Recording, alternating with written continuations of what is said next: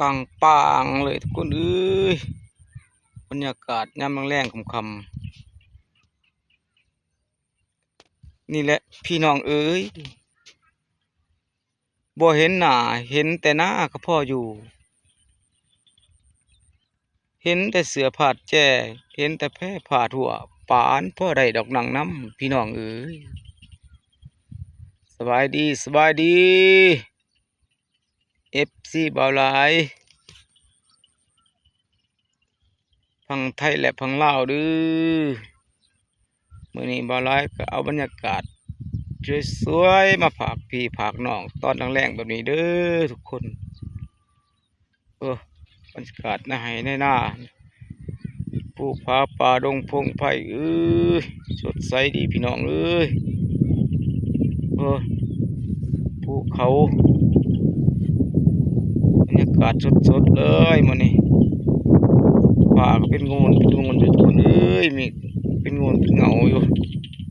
สงสัยฝนสิตกบ่แรงนี่ก็ได้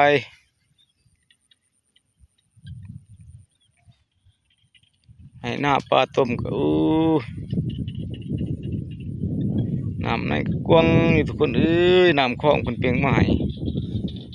ใช้สะอาดดีพวกที่บ่ถึกคลองตีมันลำบากดินขาวเป็นล้านอยู่ทุกคนเอ้ยส่วนหน้าบ่าวหลายทั้งลุ่มก็พอได้อยู่น้ำในพอได้หวานได้นั่นดูเขาน้ำทางป้าก็ได้มีน้ำมีในอยู่น้ำบ่าวหลายทั้งลุ่มแต่ทั้งถึงก็คือกันแหละดินขาวเป็นล้านคือกันแหละ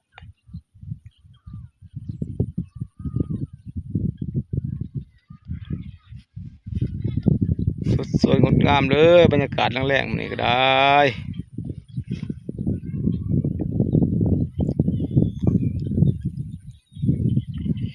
นี่คือหน้าหวานใหม่เด้อทุกคน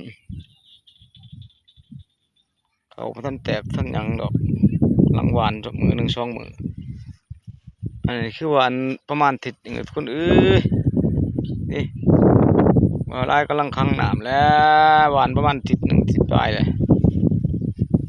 ยานหญ้าเกิดก็เลยเอาน้ำเข้าใส่ทุกคนเอ้ยคั่งน้ำบ่ทันก็หญ้านี่กลัวฮอดเขานี่ใครแน่เพิ่นเปลียงน้ำมาให้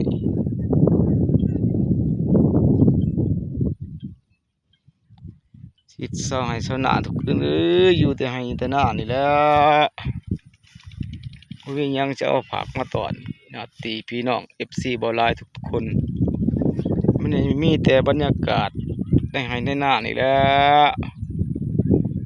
น้ำปูน้ำปลาน้ำน้ำดอนนี่แหละเอามาฝากพี่ฝากน้องชมบรรยากาศสดๆสวยๆงดงามเลยบรรยากาศแบบนี้ก็ได้มีเมฆเป็นโงนเป็นหยังเล็กๆน้อยๆคนเอ้ย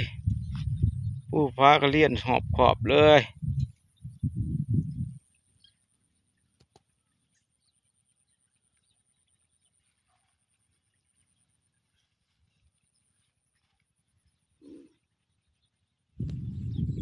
เล่นแดดอ่อนๆยามแรง